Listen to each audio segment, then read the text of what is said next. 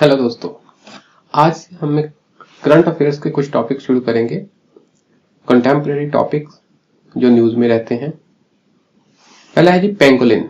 Pangolin देखो, जब आप किसी कोचिंग के या किसी भी मैगजीन से करंट अफेयर्स पढ़ोगे ना, तो वो क्या करते हैं कि कोई भी जीव जंतु नया मिला, कोई भी थोड़ा बहुत सिग्निफिकेंस का उनको जीव मिला, तितली हुई, मेढक हुआ, चूहा हुआ, बिल्ली, जो भी है सबका ना वो देंगे आपको डाटा, उसका साइंटिफिक नेम, ये वल्नरेबल है, क्रिटिकल एंडेंजर्ड है, क्या नहीं है। आपने सारे याद नहीं रखने होते हैं, सारे याद इतना अपने मेमोरी में डाटा नहीं रखना। जो काम के हैं उनके बारे में इंपॉर्टेंट नॉलेज जरूर रखनी है। तो पहले है जी हमारा जी पेंगोलिन। पेंगोलिन ये देखो, इसके बॉडी पर स्केल होते हैं, ठीक, और ये अपने आप को ऐसे घूम कर ना गेंद सी बना लेता है, और इसको शेर वगैरह भी ऐसे खा नहीं सकते, इतना सख्त हो जाता है, तो अपनी प्रोटेक्शन कर लेता है।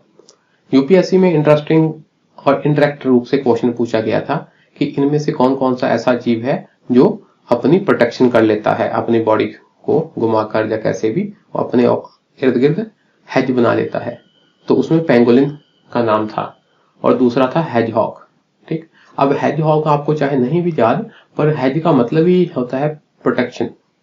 ठीक, तो ऐसे ऐसे इंडायरेक्टली क्वेश्चन पूछ लिए जाते हैं यूपीएससी में। स्टेट लेवल का एग्जाम है या कोई और एग्जाम है तो थोड़े आसान क्वेश्चन पूछ लिए जाएंगे उसी टॉपिक से। Pangolins are scaly and eater animals. इसके बॉडी पर क्या होते हैं? स्केल्स होते हैं, ये वाले स्केल। और ये क्या है? And eater. एंड चींटियां, चींटियों को खाता है। और मैमल है ये। मैमल मतलब इनकी फीमेल्स में दूध की ग्रंथियां होती हैं, वो अपने बच्चे को दूध पिलाती हैं। तो ये क्वेश्चन आ सकता है, क्या ये मैमल है या नहीं है? यस, ये मैमल है।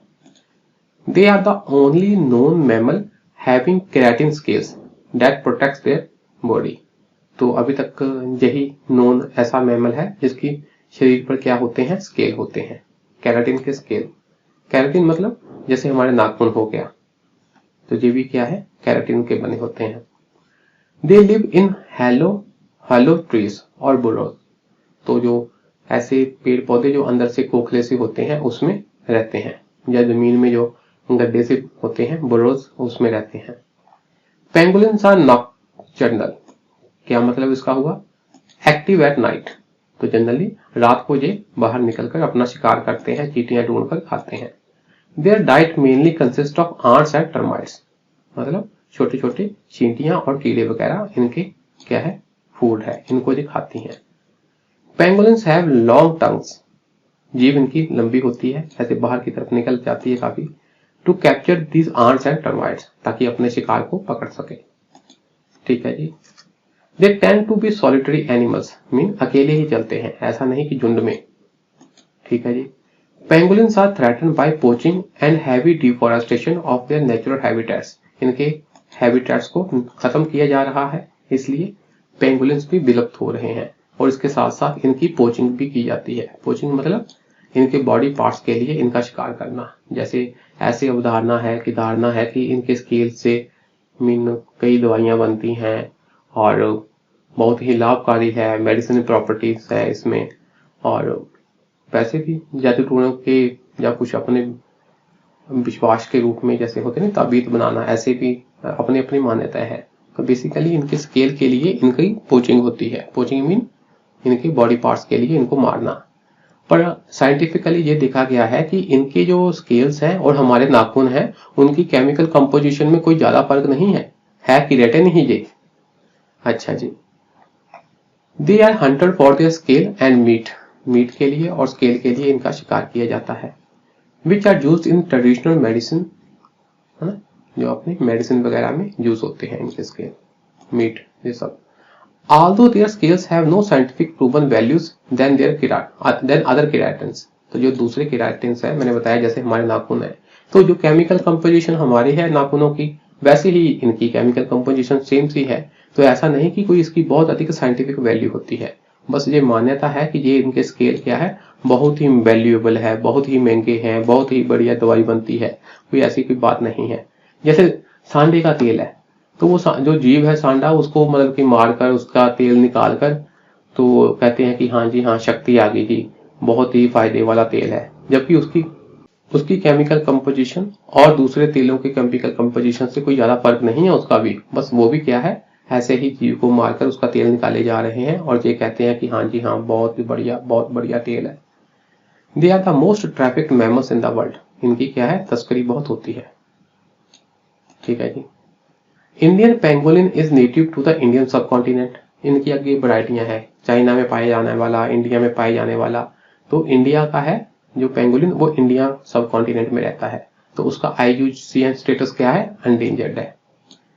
ये याद रखना, इंडिया वाले का एंडेंजर्ड है और चाइना वाले का स्टेटस क्रिटिकली एंडेंजर्ड है, मतलब बहुत ज्यादा इसको खतरा है। इनकी संख्या बहुत ज्यादा खत्म हो चुकी है। किसकी, चाइनीज पेंगोलिन की। Chinese pangolin is native to the northern Indian subcontinent and northern parts of south east Asia and southern China. Southern China में हमारे अपने नॉर्दर्न इंडियन सब कॉन्टिनेंट वगैरह में, ठीक, और northern parts of south east Asia. South east Asia ये आपके थाईलैंड, मलेशिया, ये वाली कंट्रीज होगी ना साउथ ईस्ट, तो इन इंडोनेशिया वगैरह में पाए जाते हैं ये। तो ये वाले क्या है, क्रिटिकली एंडेंजर्ड है। ये बात हुई।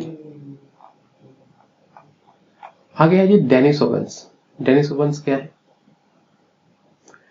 The Denisovans are an extinct species or subspecies of archaic human।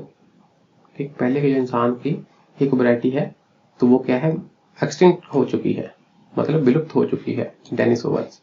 ये क्वेश्चन ऐसे आए हुए हैं यूपीएससी में भी, ये क्या है डेनिसोवंस, किसको, कौन सी प्रजाति है, इंसान की थी, डायनासोर की थी, ये क्या थी, चट्टान का नाम था, क्या है। That ranged across Asia during the lower and middle Paleolithic time। तो जो लोअर और मिडिल पैलियोलिथिक टाइम था ना, बहुत पुराना टाइम, तो उस समय हमारे, है ना, एशिया में ये पाए जाते थे। ह्यूमन की स्पीसीज ही हुई ये, इंसान की स्पीसीज ये है। ठीक है जी। तो और प्रॉपर्टियां क्या है, they lived lakhs of years ago coexisting with Neanderthals in some regions. ठीक है जी, मतलब काफी लाखों साल पहले ये पाई जाती थी। And interbreeding with early modern humans in some cases. तो शुरुआत वाले ह्यूमंस की साथ इंटरब्रीडिंग भी होती थी। तो Denisovan fossils are very rare, आमतौर पर इनके अवशेष नहीं पाए जाते। One possible reason is that their population was smaller than that of Neanderthals and they originated from far east Asia. ठीक, far east Asia, Japan, South Korea, इधर से, with certainly less favorable climate conditions to preserve the bones। तो कहते हैं कि वहां पर conditions ऐसी नहीं थी कि इनकी हड्डियां क्या है, मीन प्रिजर्व हो सके, इसलिए इनके अवशेष पाए नहीं जाते थे। आपने ये बस मन में रखना कि इनके अवशेष जनरली मिलते नहीं है, जबकि निएंडरथाल्स है are adapted to western Eurasia, है ना, जो यूरोप और एशिया वाला जो मिलता हुआ रीजन है ना, जो यूरोप और एशिया जहां टच होते हैं, ये सारे एरिया में क्या है, वहां पर क्या है, ठंड बहुत है ना, और क्या है, तो इसलिए इनके अवशेष वहां काफी सुरक्षित रह गए। ठीक है जी, ये बात आपने याद रखनी है। मीन ये क्या है, इंसान ही की ही वैरायटी थी, ईस्ट एशिया साइड पाई जाने वाली। कौन सी, डेनिसोवंस। ठीक, और दूसरी कौन सी वैरायटी है, निएंडरथाल्स, और ये कहाँ है, यूरोपियन साइड पाई जाती। और इनके अवशेष मिले हैं, क्यों, क्योंकि इनके अवशेष प्रिजर्व हो गए, ठंडे एरिया में प्रिजर्व हो गए। ये बात होगी। आगे ना ये ट्विन साइक्लोन्स क्या है, रॉसबी वेव्स क्या है, इसके लिए आपने ना वो देखना है, यूट्यूब पर देखना है, इसको समझना है, ये इंपॉर्टेंट टॉपिक है। ठीक है ना, यूपीएससी में आ सकता है, ट्विन साइक्लोन्स क्या है, रॉसबी वेव्स क्या है। ओके जी। अगला टॉपिक है जी हमारा ईस्टर्न कोलकाता वेटलैंड्स। ये क्या है, ईस्टर्न कोलकाता वेटलैंड, मतलब कि पूर्व का कोलकाता, वहां पर पाए जाने वाले wetlands. These are a complex natural and human made wetlands. Natural भी है और प्लस इंसान के द्वारा बनाए भी हैं। Lying east of the city of Kolkata, Calcutta के ईस्ट की तरफ पाए जाते हैं ये। These wetlands are the largest sewage fed wetlands in the world. Sewage मतलब हमारे घरों का पानी जब जाता है उसे कहते हैं सीवेज, घर से निकला हुआ गंदा पानी वगैरह जो है ना, सीवेज, तो उससे बना हुआ ये क्या है, वर्ल्ड का वन ऑफ द लार्जेस्ट है। These wetlands the largest wetlands, sewage fed wetlands. इनको पानी कहां से मिलता है, सीवेज से, घरों का waste water. It is also a Ramsar wetland, Ramsar wetland में इसका नाम शामिल है, इसका जी ईस्टर्न कोलकाता वेटलैंड्स का। ठीक है जी, इंपॉर्टेंट हो गया जी। टाल छप्पर सेंचुरी, ये क्या है, कहां है ये सेंचुरी, लोकेटेड इन राजस्थान से Churu district, famous for black बक्स, जो काले हिरन नहीं होते, काले और व्हाइट से, वो है, इसमें काफी पाए जाते हैं। It is a flat saline depression locally known as tal, है ना, काफी फ्लैट और थोड़ा क्या है, सलाइन, जमीन में नीचे वाला एरिया है, डिप्रेशन है, जिसे टाल कहते हैं, tal. That has a unique ecosystem in the Thar desert, Thar desert में ही ये पाया जाता है। टाल छप्पर सेंचुरी, कितनी सेंचुरियां हैं, नेशनल पार्क हैं, वो सभी आपने याद नहीं रखने, कुछ थोड़े से इंपॉर्टेंस वाले हैं, उसको हम जरूर पढ़ेंगे, उसको नहीं छोड़ना। ये बात हो गई। टाल छप्पर सेंचुरी कहाँ है, थार डेजर्ट में। ये काफी फ्लैट सा एरिया डिप्रेशन है, डिप्रेशन मतलब जमीन के नीचे दसा हुआ फ्लैट एरिया है, तो ये सलाइन भी है और फ्लैट भी है, जहां पर ब्लैक बक्स पाए जाते हैं, राजस्थान के चूरू डिस्ट्रिक्ट में। क्लियर बात, आगे चलते हैं जी। अमृत सरोवर मिशन, ये क्या है, अमृत मतलब कुछ पवित्र, सरोवर तालाब, launched for the conservation of water for future, for conserving water for the future, भविष्य के लिए हमने पानी को कंजर्व करना है, तो सरोवर बनाने हैं, सरोवर को डेवलप करना है। This mission is aimed at developing and rejuvenating, develop करना और रिजुविनेट करना मीन जो जिन तालाबों की हालत खराब हो गई है उनको दोबारा से ठीक करना। 75 water bodies in each district of the country as a part of, ठीक, किसका, सेलिब्रेशन ऑफ आजादी का अमृत महोत्सव। आजादी के 75 साल पूरे होने पर हम आजादी का अमृत महोत्सव मना रहे हैं, तो उसी के तहत क्या है, हमने क्या करना है, 75 water bodies in each district of the country को डेवलप करना है, rejuvenating 75 water bodies in each district as a part of celebration of आजादी का अमृत महोत्सव। बेसिकली हमने तालाबों को डेवलप करना है। आगे है जी फिशिंग कैट, ये कौन सी कैट हुई, it is about twice the size of house cat, जो हमारी घरेलू बिल्ली होती है ना, उसके साइज का दुगनी होती है लगभग ये। तो the fishing cat is a very skilled swimmer, बहुत अच्छी तैराक होती है, स्विमर बहुत अच्छी है, and enters water frequently for preying, to prey, शिकार करने के लिए पानी में भी चली जाती है। They are mainly found on wetlands, तो वेटलैंड्स में पाई जाती है क्या, फिशिंग कैट। बड़ा इनका होता है ट्रैप, बड़ा जबरदस्त होता है, शिकार पर ना हमला झपट्टा मार के पकड़ लेते हैं ये फिशिंग कैट। गूगल पर आपने थोड़ा फोटो देख लेनी इसकी, अपनी घरेलू बिल्ली से लगभग दुगना साइज होता है इसका।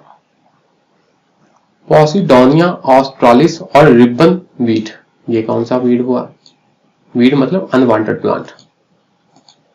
The world's largest plant has recently been discovered off the west coast of Australia, ये क्या है, रिबन वीड वर्ल्ड का लार्जेस्ट प्लांट है, सबसे बड़ा प्लांट, कहां, ऑस्ट्रेलिया के वेस्ट कोस्ट के पास, जो समुद्र के अंदर ना ऐसे वीड होते हैं, तो इनका क्या है कि ऐसा है जी घास, कितनी लंबी इनके पत्ते हैं, पत्ते बहुत ही लंबे, ऐसे लंबे ना वेवी स्ट्रक्चर से हैं। आपने इसकी फोटो देखनी है, गूगल पर वीडियो देख लेनी है, तो आपको समझ लग जाएगी ये क्या है, बहुत बड़ा प्लांट है।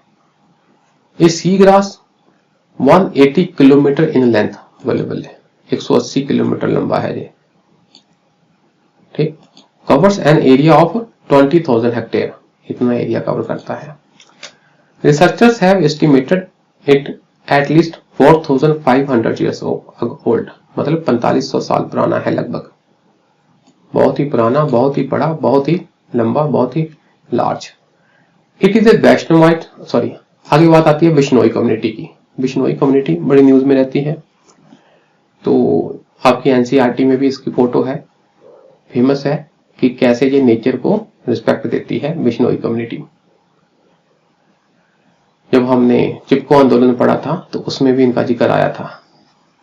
It is a Vaishnav sect, Vishnu के पुजारी, living in western Rajasthan on the fringe of the Thar desert. तो थार डेजर्ट मरुस्थल के किनारे पर रहते हैं, कहां? वेस्टर्न राजस्थान। ठीक है जी। They have been conserving the flora and fauna for centuries. तो काफी सेंचुरी तक इन्होंने उस एरिया के वनस्पति, फ्लोरा, फौना, जीव जंतुओं, इन सबको क्या किया है? कंजर्व किया है, कुदरत को कंजर्व किया है, ये बात है। They can even sacrifice their lives to protect the environment. Environment को प्रोटेक्ट करने के लिए अपनी जान की कुर्बानी भी दे सकते हैं। ठीक है जी। The Bishnois of Jodhpur consider the blackbuck to be the incarnation of their religious guru Bhagwan Jambheshwar, also known as Jambaji. ठीक है जी। तो ये वाले जो बिश्नोई कम्युनिटी है जोधपुर डिस्ट्रिक्ट की, ये अपने आप को क्या कहते हैं? ये क्या कहते हैं? अपने आप को नहीं, ये ब्लैक बक को अपने जो गुरु है इनका, उसका अवतार मानते हैं। ब्लैक बक, काला हिरन, किसको? उनके गुरु भगवान जाम्बेश्वर, तो उनको जम्बाजी भी कहते हैं। तो ये कहते हैं कि जो ब्लैक बक है वो हमारे गुरु जी का अवतार है, इसलिए जो वो काले हिरन की बहुत पूजा करते हैं। ठीक है जी। तो इसलिए तो ये पंगे हैं ना, जो जैसे सलमान खान वाला केस है, वो ब्लैक बक की किलिंग ही हुई थी ना, तो इसलिए बिश्नोई कम्युनिटी नाराज है इस बात को लेकर। ब्लैक बक और द इंडियन एंटीलोप, बेसिकली हिरन वगैरह को हम एंटीलोप कह देते हैं, तो Indian antelope black buck is a species of antelope native to India and Nepal. तो बेसिकली इंडिया और नेपाल में कुदरती रूप से ये पाए जाते हैं। It is considered as the epitome of grassland and the fastest animal in the world next to cheetah. चीता के बाद कोई सबसे तेज दौड़ने वाला है तो वो कौन है? Black buck. तो एपिटोम ऑफ ग्रासलैंड, ग्रासलैंड का एपिटोम है, शिखर है, ग्रासलैंड में इसकी बहुत महत्व है। It has been declared as the state animal of Punjab, Haryana and Andhra Pradesh. ये इंपॉर्टेंट पॉइंट है, पंजाब, हरियाणा और आंध्र प्रदेश का स्टेट एनिमल है ब्लैक बक, पंजाब का भी, हरियाणा का भी। It is a symbol of purity for Hinduism, Hinduism के लिए पवित्रता का सिंबल है ये black buck. Because its skin and horns are regarded as sacred objects, उसके सींग और स्किन को बहुत पवित्र माना जाता है। अच्छा जी।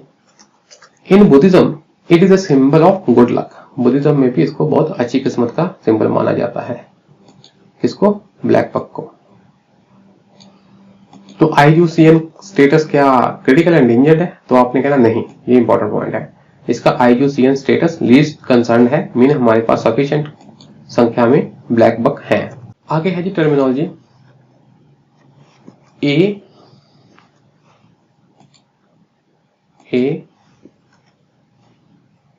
यूजेंथेले कोरल्स, ये क्या हुए? यूजेंथेले कोरल्स क्या हुए? These are a group of corals that do not contain यूजेंथेले। ये लग गया आगे, इसका मतलब ऐसे कोरल्स जिसमें यूजेंथेला नहीं होता। हमने पढ़ा था कोरल्स क्या थे? सिम्बायोटिक रिलेशनशिप ऑफ यूजेंथेले एंड आपका एल्गी वगैरह, और कोरल्स, इन सब का क्या था? सिम्बायोटिक। एक तरफ क्या है आपका जीव होता है जो कि फोटोसिंथेसिस करता है, और दूसरा क्या होता है? उसको जगह प्रोवाइड करता है वो आपका सिप्पी जो होती है हमारी कोरल। तो इसमें क्या है? यूजेंथेले नहीं होता। एक लग के आगे, इसका मतलब भी ये है कि यूजेंथेले इसमें नहीं होता। And drive nourishment from capturing different forms of plankton. तो सीधा सीधा ये छोटे मोटे पौधे हैं उनको खाकर अपनी एनर्जी प्राप्त करता है, पोषण करता है, फोटोसिंथेसिस नहीं करता, क्योंकि इनके अंदर यूजेंथेला नहीं होता। यूजेंथेले का मतलब एल्गी, ग्रीन प्लांट नहीं होते, तो इसलिए वो फोटोसिंथेसिस नहीं कर सकते। इसका मतलब सनलाइट का यूज करके वो अपना खाना नहीं बना सकते, तो इनको क्या करना पड़ता है? ये दूसरे ही जो आपके हैं प्लैंकटन्स उनको खाकर अपना नरिशमेंट करते हैं। ठीक है। यूजेंथेले का मतलब इसमें यूजेंथेला नहीं होता, ये बात होगी। तो बाकी हम नेक्स्ट क्लास में पढ़ेंगे। आज के लिए इतना ही। नमस्कार जी।